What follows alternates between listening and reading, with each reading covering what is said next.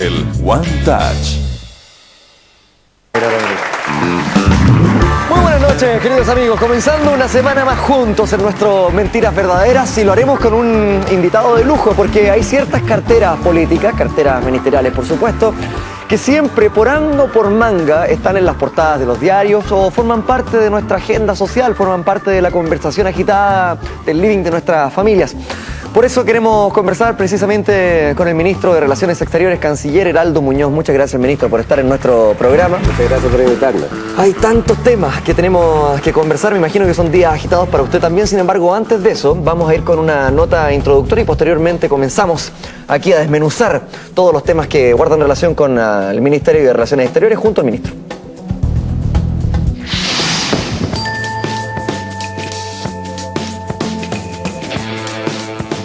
Bienvenidos a mi gabinete.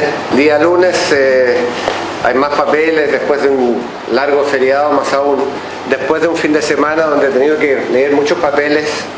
Me fui a la costa y me vine el día domingo temprano porque quería ir a ver a Colo-Colo al Estadio Monumental, y ahí estuve para gozar de un triunfo de Colo-Colo sufrido porque fue en los últimos minutos, pero Colo-Colo ganó 2-0, así que estoy muy feliz hoy día en la mañana, comenzando un día de trabajo. Este es el escritorio de Andrés Bello, el original. Entonces Andrés Bello era canciller, y uno de los grandes orgullos que tiene todo canciller es estar sentado en el mismo escritorio de Andrés Bello.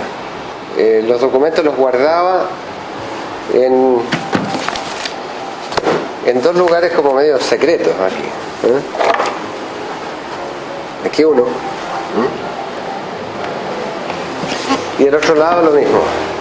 Yo no soy tan ordenado como ustedes pueden ver, pero este es el escritorio original de Andrés Bello. Recibo a los ex cancilleres dentro de algunos minutos para conversar sobre la estrategia de Chile respecto a la demanda boliviana. Me voy a reunir con todos ellos para informarles de los últimos acontecimientos y de los pasos que vienen por delante.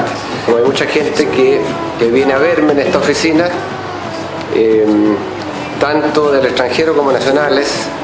Yo soy muy futbolero y esta es una foto tomada en un partido que hicimos en Nueva York con el equipo de Evo Morales, el presidente Evo Morales. Él siempre viaja con un equipo de ex profesionales que son sus guardaespaldas, de hecho. Ahí le estoy haciendo un gol, ahí está Evo Morales atrás. Ahí. Estoy saltando sobre el arquero haciendo un gol. Este es un acierto fotográfico. Debo decir que si bien hizo un gol, él no ganó el partido, porque tiene muy buen equipo. Esta foto debe haber sido el año 82. Lo interesante es que son toda gente que hoy día se ven mucho más viejos. Este es Carlos Minami, un Carlos Minami delgadito y joven. Aquí está Ricardo Lagos, un Ricardo Lagos más joven, con pelo. Aquí estoy yo atrás, con bigote medio escondido. Y hay una cantidad de otros. Aquí está Pepe Out, Alfonso Calderón, el Premio Nacional de Literatura, ya fallecido. Eduardo Carrasco, el líder de Quilapayún. Jorge Arrate está acá.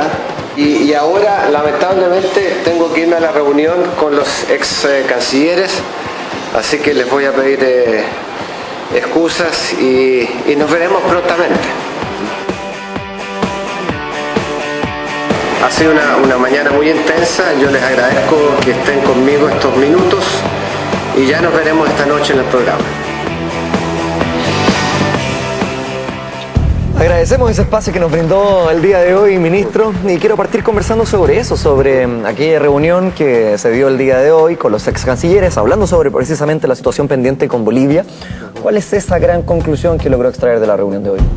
Bueno, en primer lugar les informamos de los argumentos que tuvo la Presidenta de la República, Michelle Bachelet, para impugnar de manera preliminar la competencia de la Corte Internacional de la Haya, en este caso de la demanda boliviana.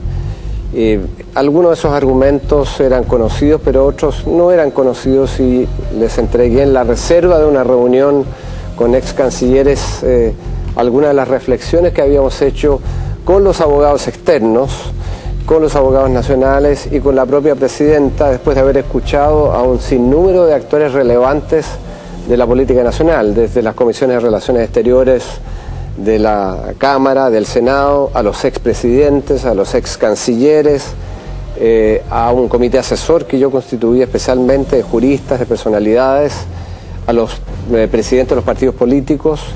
De modo que fue primero el contarles el proceso de reflexión que llevó a la presidenta, luego la recomendación que yo le hice, a adoptar la decisión de impugnar la competencia de la Corte en primer lugar.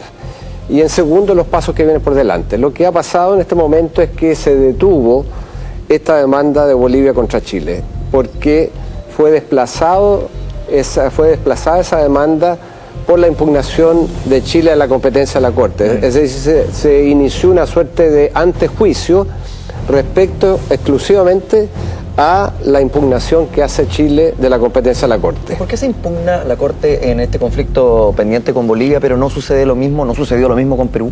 Porque en este caso es muy evidente que hay una incompetencia de la Corte, porque Bolivia utiliza el denominado Pacto de Bogotá, que obliga a las partes que lo han firmado a ir a la Corte si uno de ellos decide llevar al otro a la Corte Internacional.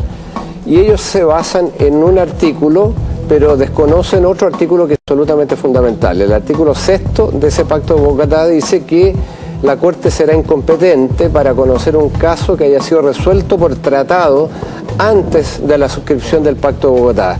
Y eso por lo tanto era más difuso.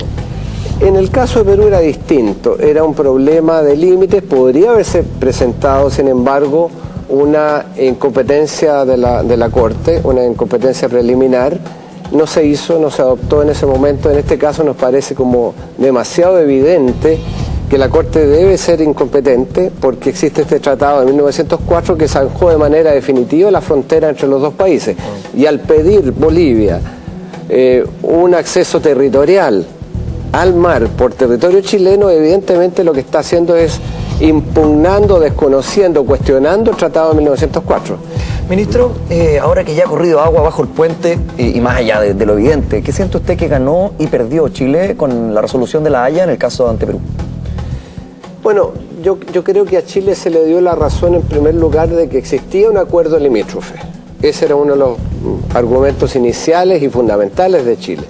Segundo, que ese límite marítimo era el paralelo. La Corte a ambas cosas dijo que existía acuerdo y que era el paralelo. La sorpresa, ingrata por cierto, fue que la Corte decidió que ese paralelo se extendía hasta la milla 80, claro, y de ahí trazó una diagonal equidistante que evidentemente significó lo siguiente, que para nuestro país se perdió una parte importante de la zona económica exclusiva. Es decir, Chile perdió recursos pesqueros, recursos eventualmente que puedan estar, hoy día no hay, que estén bajo ese mar. ¿Le gusta a usted la forma en que el gobierno anterior encaró esta situación desde el punto de vista diplomático? Mire, aquí lo importante respecto a las decisiones de política exterior es la unidad y el respaldo a lo que la política exterior siempre ha sido en nuestro país, y una política de Estado. Y por lo tanto yo apoyo totalmente lo que hizo el gobierno anterior en la defensa de nuestros intereses. ¿Por qué se llegó a este punto, ministro? Algunos planteaban que Chile ha cometido un error, una serie de errores diplomáticos que finalmente llevan a este fallo de la Haya. ¿Lo considera usted así? ¿Ha habido errores diplomáticos? En el caso de la historia de Chile, en el caso de Perú. En el caso de Perú. No, yo creo que era muy claro que existía un acuerdo del límite marítimo de los dos tratados, del 52 y del 54. Lo que la Corte dijo es que había un tratado que era el del 54, que era tácito, y nuestro argumento era que no lo era muy claro. Y a mí me parece que lo que se hizo fue lo correcto, era defender la existencia de esos tratados, de la existencia de un acuerdo sobre el límite marítimo, y que ese era el paralelo que pasa por el hito 1, y eso fue respaldado por la Corte. Lo que no fue respaldado es la proyección del paralelo hasta las 200 millas. Y allí opera esta situación de equidistancia o de equidad de algunos jueces de la Corte que aparentemente no desean darle la razón enteramente a una parte y dejar a la otra totalmente insatisfecha. En el caso de Bolivia la situación es distinta. Aquí no hay un límite terrestre o marítimo en juego. Aquí lo que está planteando Bolivia es que la Corte obligue a Chile a negociar un acceso soberano para Bolivia al mar. Es decir, le está pidiendo a la Corte que nos obligue a ceder territorio. Y ningún país podría aceptar que una Corte graciosamente le otorgue territorio a otro. Más aún existiendo un tratado. De modo que es una situación muy distinta, es mucho más clara, y por eso que también decidimos presentar esta impugnación a la competencia de la Corte de manera preliminar, desde ya, para que la Corte entienda que nuestros argumentos, creemos nosotros, son muy claros, y la Corte entonces no tiene ninguna jurisdicción para conocer de un asunto que ya fue resuelto por un tratado de límites. Ministro, hace un tiempo leí una entrevista que usted dio que me hizo mucho sentido. Usted planteaba que Chile debía volver a ser un país gravitacional dentro de todo este concierto latinoamericano. Entonces uno infiere que estamos en el escenario absolutamente diferente, que Chile no tiene ese peso actualmente. ¿Por qué lo perdimos? ¿Por qué Chile está en conflictos con los países vecinos? ¿Por qué, por ejemplo, Dilma Rousseff se demoró tanto en venir desde Brasil a Chile y manifiesta como una suerte de indiferencia? ¿Por qué pasa eso? No, yo creo que lo que tenemos que hacer es gravitar más en América Latina.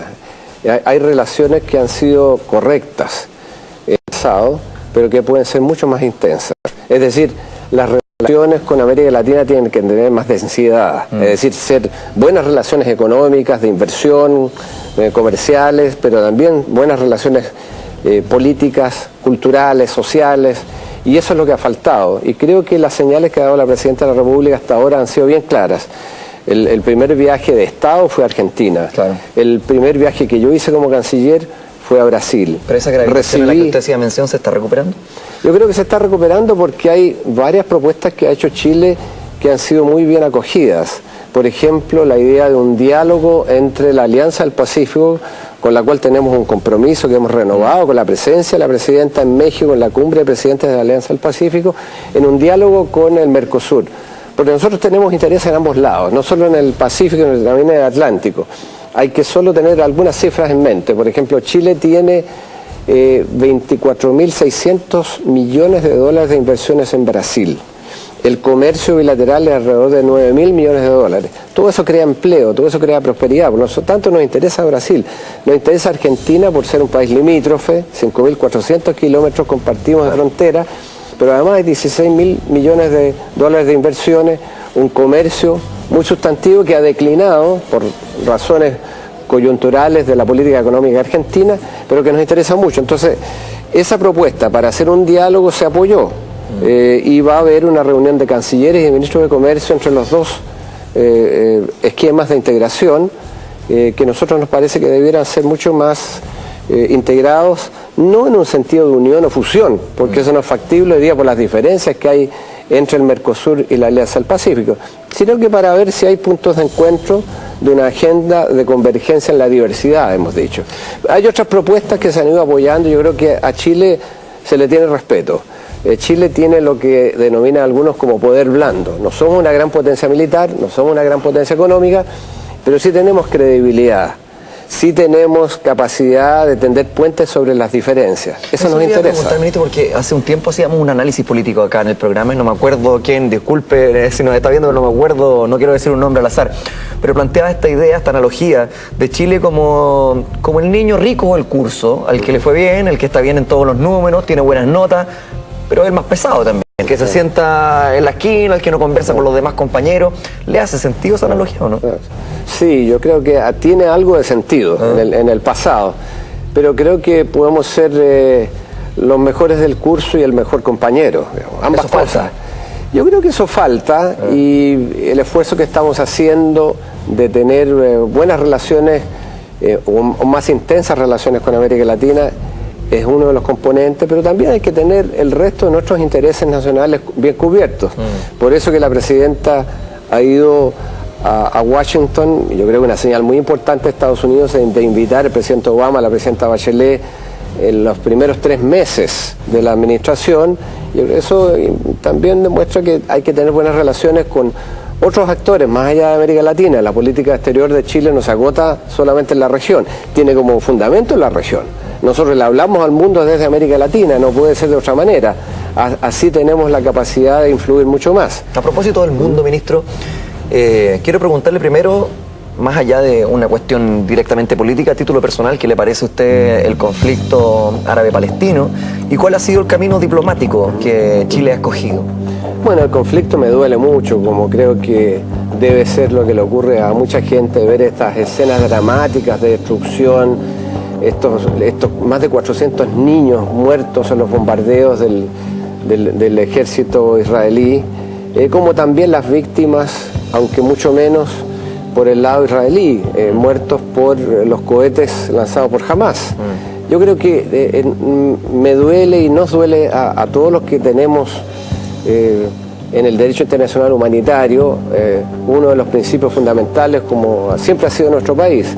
Y la idea nuestra ha sido cómo contribuimos. Estamos en el Consejo de Seguridad, somos miembros no permanentes, por lo tanto tenemos una responsabilidad mayor al estar este año y el próximo Chile como miembro del Consejo de Seguridad. Por lo tanto, tenemos una injerencia mayor en estos temas. Y quisimos dar señales desde el inicio.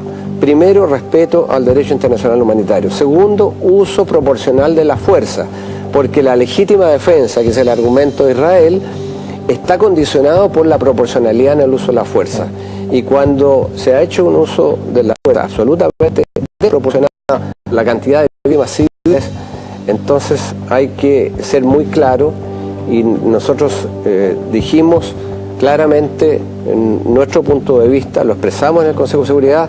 También condenamos de manera categórica los cohetes lanzados por Hamas en contra de población indefensa en Israel, y lo que dijimos es, en primer lugar, cese al fuego incondicional, inmediato e incondicional, desde el inicio, y luego que existan las condiciones mínimas para volver a conversar, porque el tema del conflicto en Medio Oriente o entre Israel y Palestina no se resuelve por la vía militar, es imposible, solo por la vía política. Eso está demostrado una y otra vez, y yo creo que hay que volver a insistir por la vía de la presión internacional para que las partes se vuelvan a sentar en la mesa de negociaciones en vez del campo de batalla. ¿Qué se conversó con el embajador de Chile en Israel?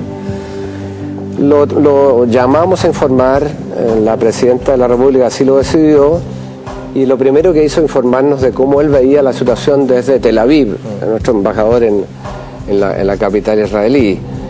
Nos presentó algunos antecedentes, algunas opiniones, y esos fueron insumos importantes para nuestro pronunciamiento, que han habido varios desde entonces en el Consejo de Seguridad de Naciones Unidas. ¿Cuánto pesa la opinión de Chile en el marco de la ONU? Yo creo que se respeta mucho, yo creo que pesa bastante, y tiene que ver con lo que decía antes de el poder blando, es decir, a Chile se le reconoce como un país con influencia o poder, no el poder duro de las armas o del PIB enorme, sino que por el respeto al derecho internacional, por el apego a las reglas, por el papel constructivo que juega en tender puentes, en buscar el consenso, buscar el diálogo, y eso es lo que hemos hecho en el Consejo de Seguridad. Hemos estado detrás de muchas de las resoluciones o de los comunicados que se han hecho en relación a Medio Oriente, y siempre la posición de Chile ha sido respetada. Yo estuve en el Consejo de Seguridad representando a Chile en los años 2003 y 2004, y en ese momento yo fui testigo de cómo la palabra de Chile es escuchada, es respetada, y muchas veces conduce o ayuda a resolver un determinado problema. ¿Qué pasa? ¿Por qué si la mayoría de los países que forman parte de la ONU y que tienen una visión política, social, manifiestan en su gran mayoría su rechazo a lo que está pasando en Medio Oriente, específicamente en Palestina e Israel? ¿Por qué entonces no se logra políticamente un mayor nivel de injerencia para detener el conflicto?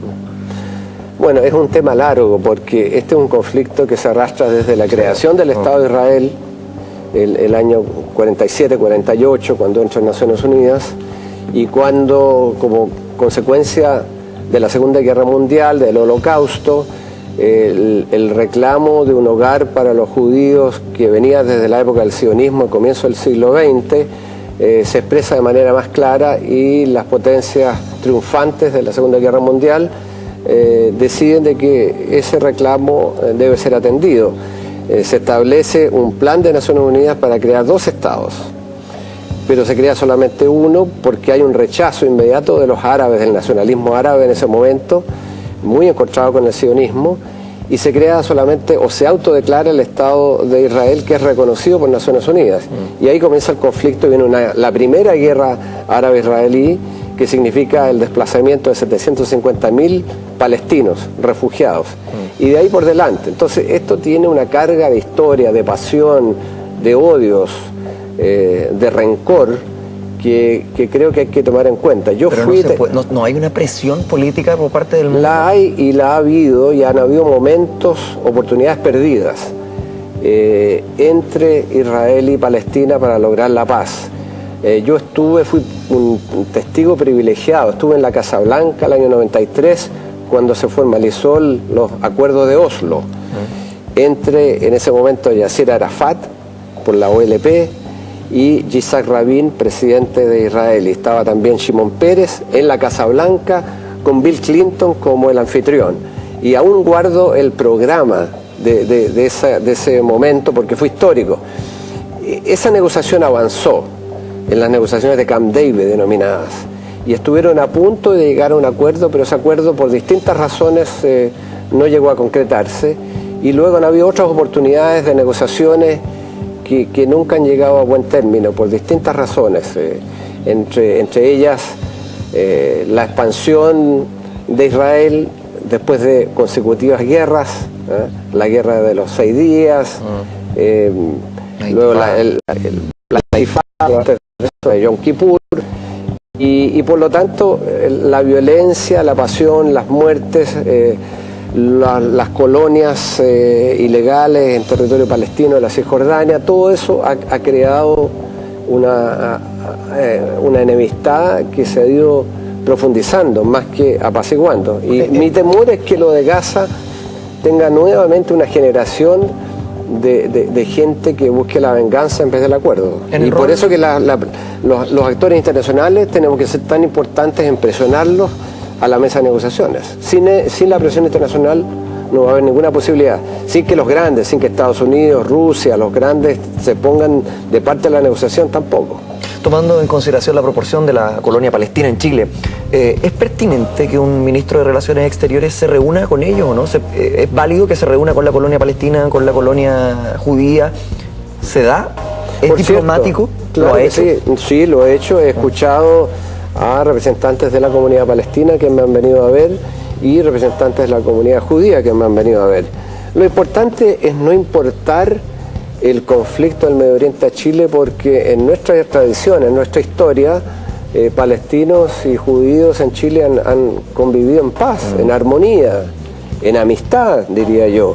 Y claro, cuando vienen estos momentos, los ánimos se crispan, hay palabras que van y vienen, pero creo que es legítimo que un canciller escuche. Yo creo que tiene la obligación de escuchar a judíos y palestinos respecto a su punto de vista. Las decisiones la toma la Presidenta de la República con el Consejo del Canciller, independientemente de las presiones, mirando solamente el interés nacional y los principios que informan la política exterior de Chile. Pero eso no significa que no se escuche a determinados sectores, porque muchas veces en esos argumentos pueden haber insumos importantes para las decisiones.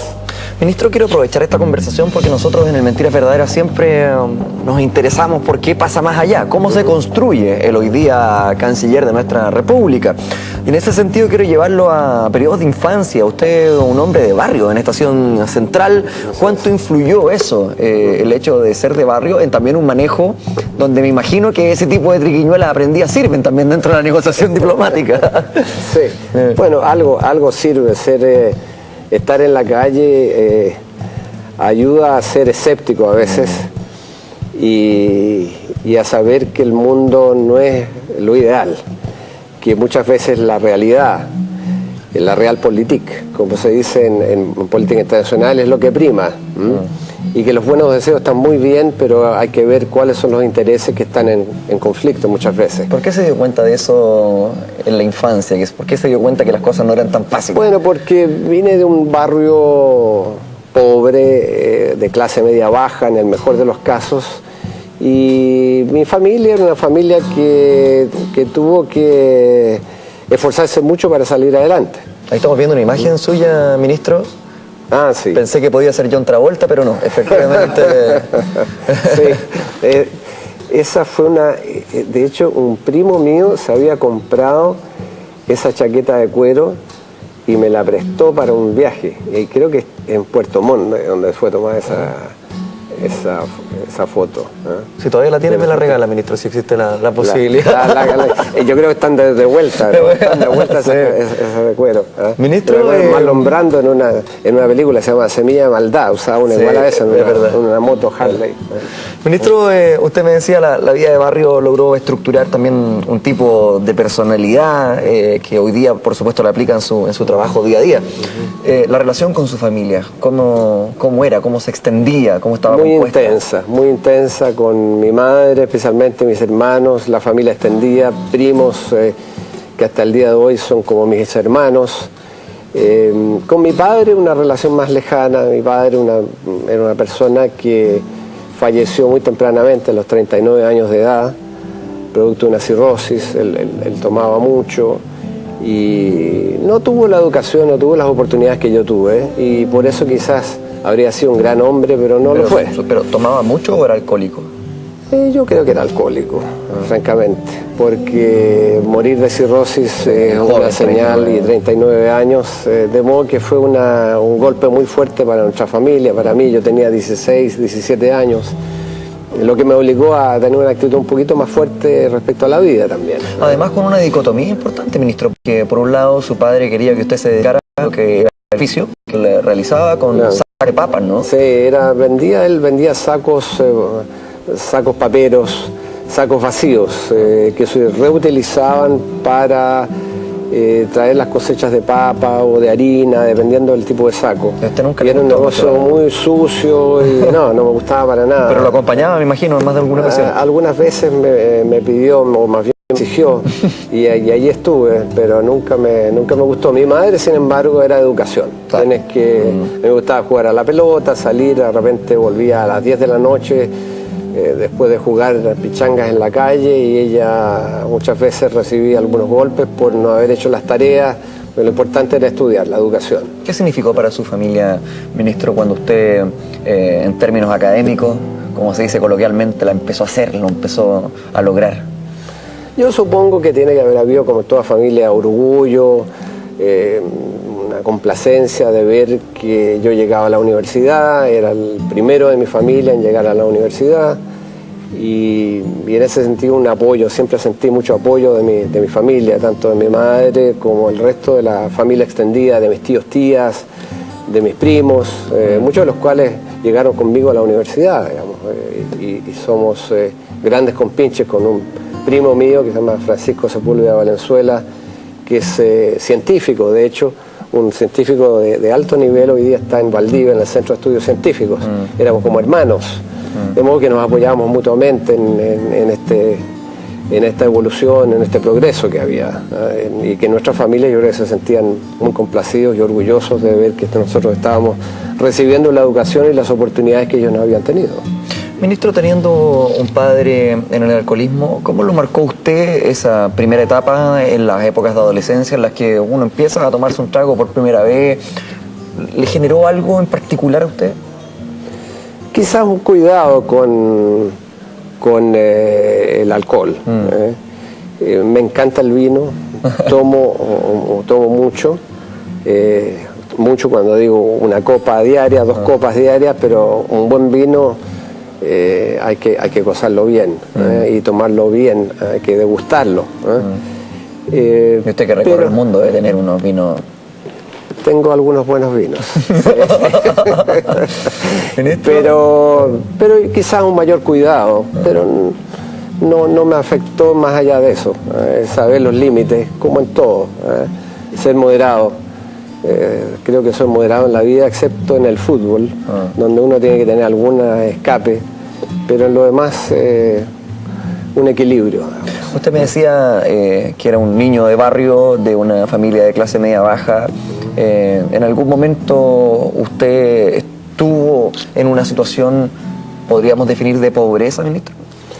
Varias veces en la casa no había que comer, porque mi padre no le entregaba dinero a mi madre y teníamos que de repente tener una marraqueta con tomate y unas sopas de caldos vit, que eran unos cubitos, unas calugas así, no mucho más.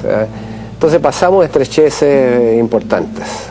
No diría pobreza, porque sería desconocer una realidad que es mucho peor de la que nosotros sentíamos y vivíamos, pero nunca hubo holgura.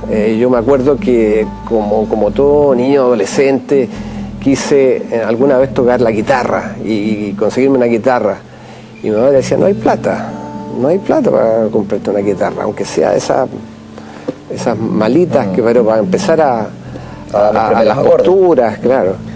Y entonces esa aspiración como musical nunca la pude satisfacer. A lo mejor habría terminado de compañero de Izaguirre. De repente, lo interesante es que aprendí a tocar charango y quena muchos años después, cuando tenía yo alrededor de 30 años y con exiliados que estábamos en la ciudad de Denver, se necesitaba a un quenista y a un charanguista, y aprendí en 3-4 meses.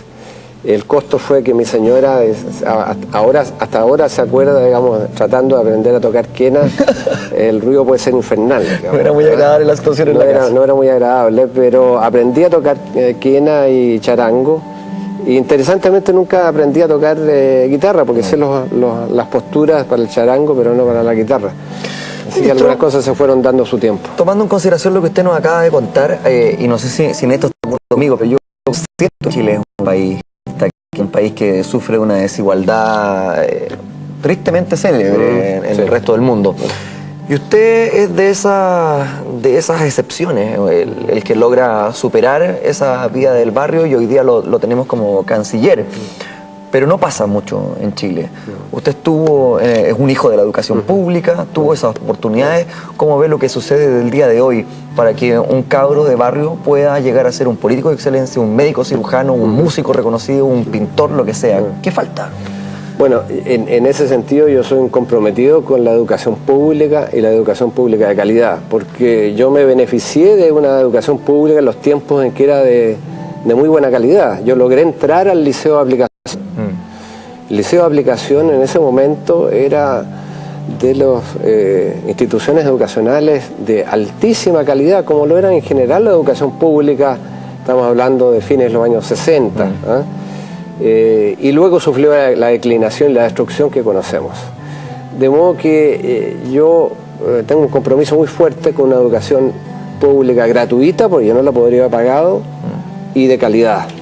Y soy testigo además de esta discriminación que hay, por el apellido, por el origen. ¿Usted sufre discriminación en algún momento? No discriminación, pero uno percibe, de repente uno está con un conjunto de amigos y empiezan a hablar de los pololos, de los amigos, de los barrios, y uno dice, pero si yo no conozco a esta gente, pero ellos creen que como hay un círculo limitado de buenos apellidos, de buenas escuelas privadas a las cuales fueron, que uno también tendría que ser de eso, y no lo es. Pero con mucho orgullo, yo soy producto de la educación pública, y por eso mismo creo que la reforma educacional en que está empeñada la Presidenta de la República tiene tanta importancia, porque yo pienso cuántas personas, cuántos jóvenes se están perdiendo porque no tienen acceso a pagar una educación subvencionada, y menos aún una educación privada. Y tiene que conformarse entonces con una educación pública de bajísima calidad, que no estimula al alumno, con profesores mal pagados, con selección cuando se trata de instituciones de más alto nivel, como el Instituto Nacional, por decirlo así. Y creo que las fórmulas que se han llegado son fórmulas bastante adecuadas respecto a ese punto en particular de la selección.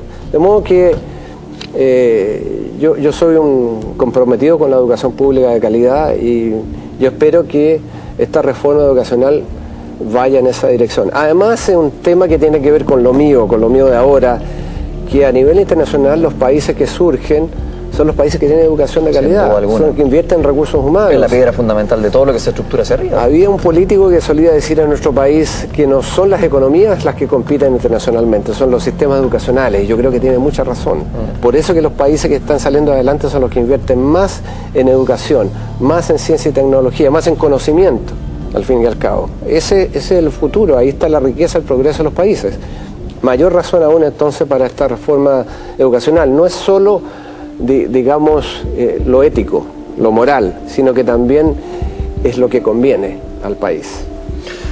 Estaba leyendo sobre usted, ministro, y en algún momento pensé que podía estar ligado de alguna u otra manera a la minería, porque leía que el ministro había trabajado en El Hoyo, pero era en el restaurante. Así y del oro. Sí, claro. ¿Cómo era esa pega del oro claro, en El Hoyo? Explíquemelo, por favor. Por parte de mi madre, mi abuelo tenía un depósito de licores, como se llamaba en esa época, y que lo tornó en un clandestino. Ya. Es decir, él tenía una patente para poder distribuir chicha, básicamente a granel, y distribuir a distintos bares. Pero apostó por la idea de expender trago y un conjunto de otras cosas, comida típica chilena, arrollados de campo, pan amasado, huevos duros, perniles, etc. Y empezó a este lugar que se llamó El Hoyo porque está en la calle San Vicente en una declinación que hay. Ah, pero su abuelo lo empezó. Mi abuelo lo empezó, pero como clandestino, era clandestino. Entonces, en ese momento llegaba de repente carabineros, viendo los clandestinos que pudiera haber, y a mí me colocaban supuestamente del oro, es decir, cuando yo era niño, para apretar una tabla suelta afuera, que atrás tenía un timbre. Entonces si lo apretaba era que venía carabineros, andaba en rondas y había que quedarse callado. Todos los feligreses tenían que quedarse callados, clientes, de modo que hasta pasar a carabineros. Y hubo una vez que llegó un capitán de carabineros, yo no estaba en ese momento, que empezó a golpear la puerta del hoyo, clandestino en ese momento, y bueno, de afuera se quedaron callados y no se fue, se quedó ahí con los carabineros y tuvieron que evacuar a los clientes porque pasaron horas por los techos al lado de un vecino, por escalera y saliendo uno por uno de la casa del lado. Una anécdota importante, pero después, bueno, el hoyo pasó a manos de unos primos míos, de un tío primero, de unos primos, y se transformó ya en un restaurante típico, con todas las patentes y toda la legalidad que corresponde. Y así que no tiene nada que ver con la minería. El Hoyo simplemente este lugar tan especial de Chile, que Anthony Bourdain, el gran experto culinario internacional, estuvo en Chile y dijo que era el mejor restaurante de Chile, y de ahí entonces se ha ido más arriba en términos de demanda. El Hoyo. Sí, voy, he ido varias veces los días sábados, de repente voy y hay muchos chilenos que se acercan a mí cuando saben y me dicen, oye, yo estaba en El Hoyo, excelente. Así que... Ahora su pega en la Cancillería tiene un poco de oro también. Está pendiente de los vecinos y si el vecino se pone pesado, mueve la tabla y suena la campana. Claro, oiga, ministro, después usted entró a estudiar al pedagógico, estudió inglés, ahí es cuando se gana una beca, se va a los Estados juntos, y usted conoce ahí a su mujer en tiempo express, fugaz. No en tiempo express, pero la conocí efectivamente. Yo estaba interesado en ese momento en la literatura inglesa, entré al pedagógico, entendí que no era mi carrera, que me gustaba más la política, me cambié a ciencia política, pero en ese momento gané una beca para ir a estudiar a Estados Unidos y conocí a mi señora al año que estuve allá y hemos estado juntos desde entonces. ¿Y fue un flechazo inmediato?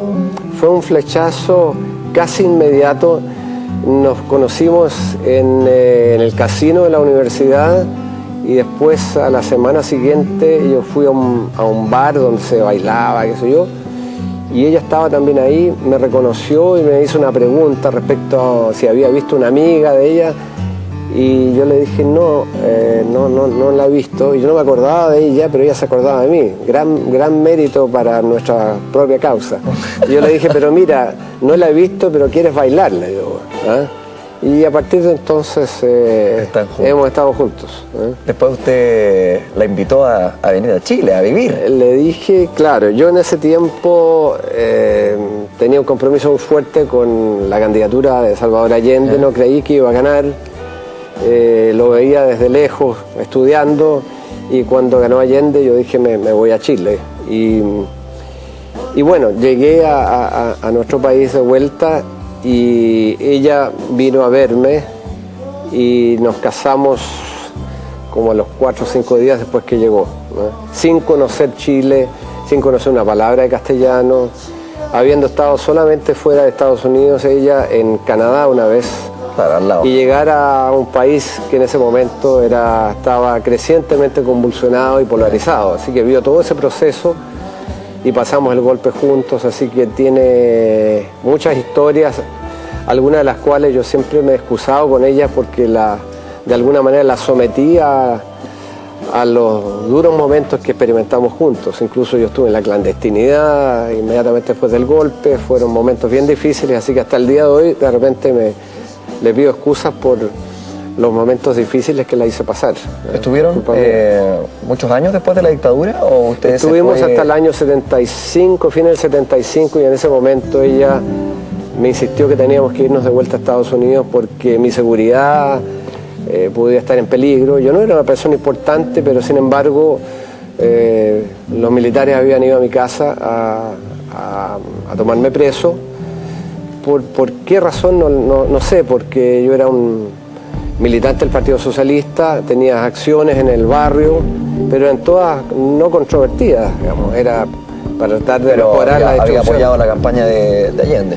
Por cierto, y había apoyado la campaña del 73, del Congreso, las elecciones de marzo del 73, de modo que todo el mundo en el barrio sabía lo que yo pensaba. Y probablemente fue alguien que me denunció del barrio, ¿no? Es lo que sospecho al día de hoy. Y por fortuna, esto lo digo en un libro que publiqué de memorias y que fue publicado en Estados Unidos, en España. ¿La sombra del dictador? La sombra del dictador se llama, claro. Y ahí cuento la historia de la fortuna que tuve cuando los militares entraron a la casa errada, entraron a la casa de al lado. Y yo pensaba, me puse una chaqueta cuando vi un jeep con 2 de mis amigos y sabía que me venían a buscar a mí. Entonces me puse la chaqueta para decir, bueno, me llevan. Le dije a mi señora Pamela, mira, llámate a algunos parlamentarios norteamericanos para que simplemente averiguar dónde me llevan, eso es lo importante. Y pasaron los minutos, largos minutos, y no entraban. Y después nos dimos cuenta que habían entrado a la casa errada, y la vecina era una persona que conocía hace 30 años a mi madre y no le dijo que yo vivía al lado. De modo que nos escapamos, por fortuna. 8 años después vi a uno de los que estaba preso y terminaron en el Estadio Nacional torturados, en una situación que yo habría estado si es que hubiera entrado a la casa que correspondía.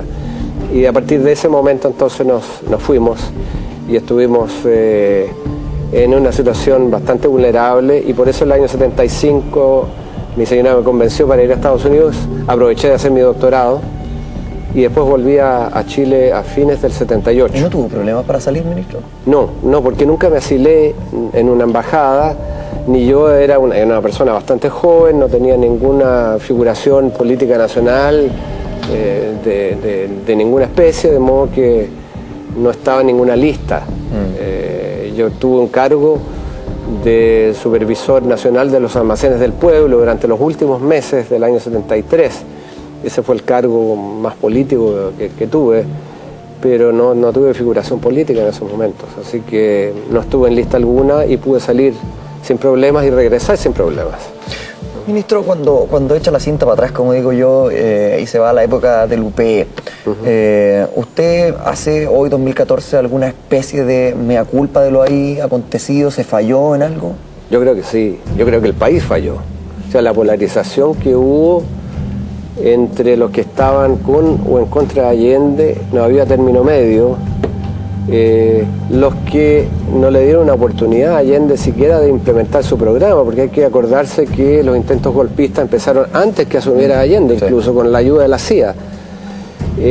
Todo aquello yo creo que fue como los últimos episodios de la Guerra Fría. Chile fue un escenario, un teatro de confrontación de la Guerra Fría. La administración Nixon no podía permitir que Chile llegara al comunismo, comillas.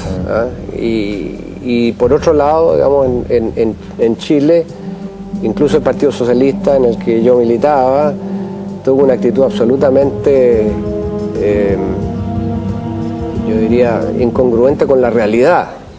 El programa de Allende no era un programa de revolución, era un programa de cambios, y sin embargo empujó para el avanzar sin transar, y todo aquello alimentó el golpismo por el lado de la derecha, y eso significó una polarización de todos los sectores. Las familias se dividieron.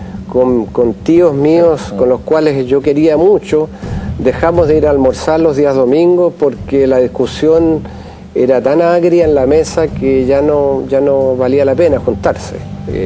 Y eso fue muy mal para Chile. Entonces las responsabilidades creo que son compartidas. No hay, yo diría, Allende trató de ser quizás el más sensato de todos, porque él siempre tuvo un compromiso con la democracia, con la institucionalidad, nunca quiso salirse de la institucionalidad, pero creo que las fuerzas políticas no comprendieron lo que él estaba tratando de hacer. Aprovechando que usted es un hombre que le gusta mucho la literatura, le propongo hacer ficción. Si la UP hubiese podido terminar su periodo, si Salvador Allende hubiese podido ejercer como presidente durante los años que estaba estipulado, ¿qué tan diferente sería el país hoy día? Bueno, es una hipótesis, es mucha imaginación la que habría que tener. En primer lugar, habría habido un plebiscito, probablemente el gobierno de Allende o las fuerzas de la Unidad Popular habrían perdido la elección, y lo principal es habrían salvado 3.000, 4.000 chilenos y chilenas que fueron asesinadas o que desaparecieron. Y yo creo que eso ya es un mérito enorme. Si habríamos terminado en el tipo de modelo económico que se desarrolló durante la dictadura y que luego fue mejorado y colocado con las dimensiones sociales a partir de la operación de la democracia, no lo sé, pero probablemente habría ocurrido de todas maneras porque el mundo cambió. Cayó el muro de Berlín y las economías planificadas, y Chile no estaba en eso para nada, pero disminuyó el estatismo y la economía globalizada permeó todos los lugares del mundo, digamos, y basta ver lo que sucede hoy día en China para darse cuenta de que nadie puede escapar a la lógica de una economía global. Probablemente habría pasado en Chile más o menos el mismo desafío que tiene hoy día el país, pero con mucho menos costos, pero quién sabe, es la elucubración que cualquiera pudiera tener, digamos. Ministro, usted es un pichanguero de tomo y lomo, le gusta el fútbol, es colocolino, está contento por el fin de semana. Estoy muy contento. Le preguntamos a un amigo suyo, este pichanguero, Elías Figueroa, tiene palabras para Heraldo Muñoz. Y él ha sido un gran goleador. Yo juego centro delantero, pero me quitó el lugar de centro delantero, así que tuve que hacerme como puntero para que él juegue, y lo ha hecho. Ha sido, la verdad es que todos mis compañeros que normalmente jugamos ahí quedaron sorprendidos con él, porque yo cuando le dije, mire, va a venir el señor Heraldo Muñoz a jugar, pero juega algo, sí, es que yo juega. Y cuando lo vieron jugar realmente hizo muchos goles y quedamos todos contentos y felices con él. Gracias, Elías, por estas palabras. Si lo dice Elías, si lo dice Elías, o sea, usted es bueno para la pelota. No, yo me defiendo. Yo pero modestia aparte, ministro. Elías ha sido generoso.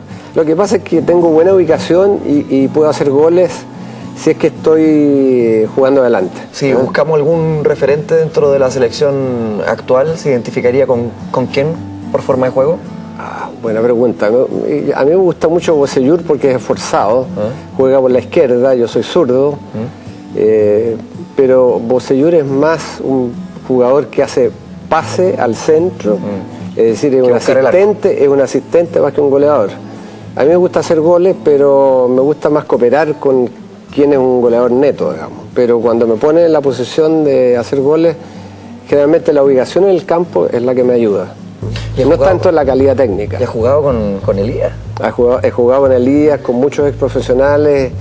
Cuando estuve en el gobierno de Ricardo Lagos, hicimos un partido memorable de los miembros del gobierno contra la selección del 62 reforzada. Ya.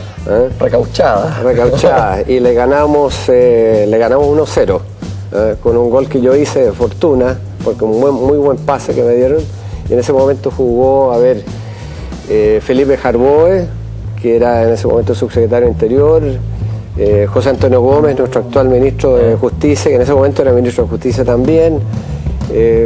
Varios, Jorge Burgos, ministro de Defensa. Era un grupo bien interesante de jugadores que todavía juegan, algunos de ellos, y de hecho tenemos un desafío que nos han hecho los senadores a los miembros del gabinete para hacer un partido de gobierno contra senadores, así que eso está pendiente. Carlos Furche, el ministro de Agricultura, es el encargado de organizar esto, así que en algún momento nos vamos a juntar para bueno jugar. Eso. No va a ser como en la política misma, así que los senadores le pasan un gol al gobierno, si ya sería... Vamos por favor con la siguiente declaración. Él es un muy buen amigo, es una persona muy leal, él aprecia mucho a su familia y sus amigos.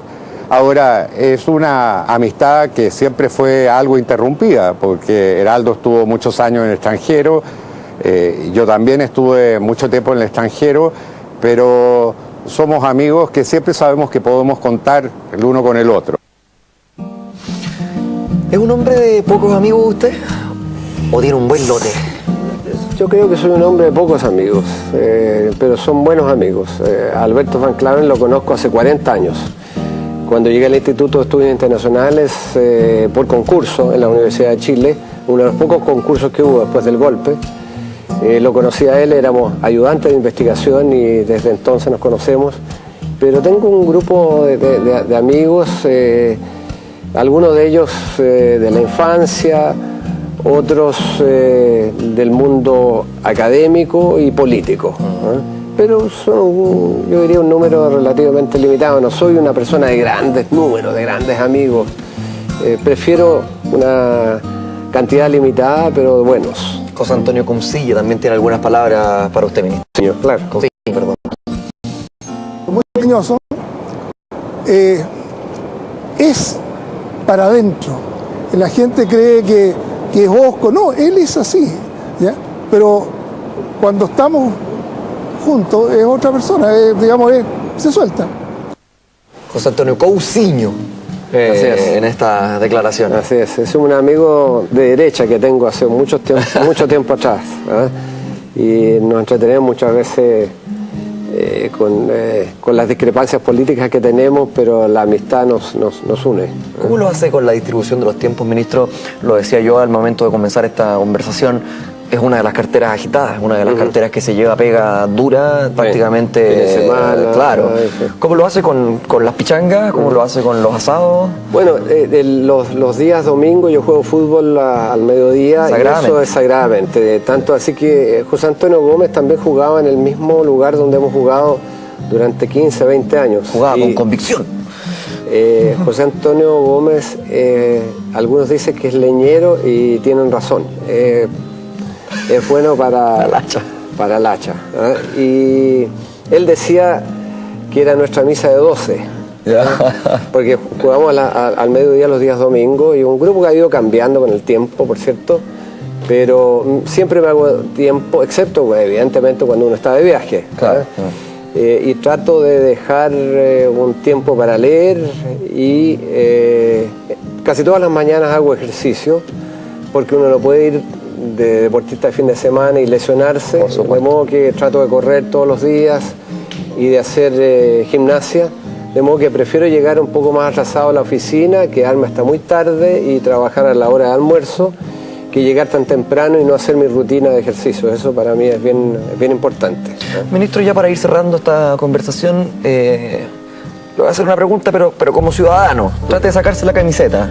¿Qué siente usted que va a pasar con Bachelet en esta segunda administración, en lo que queda, en lo que resta de su gobierno?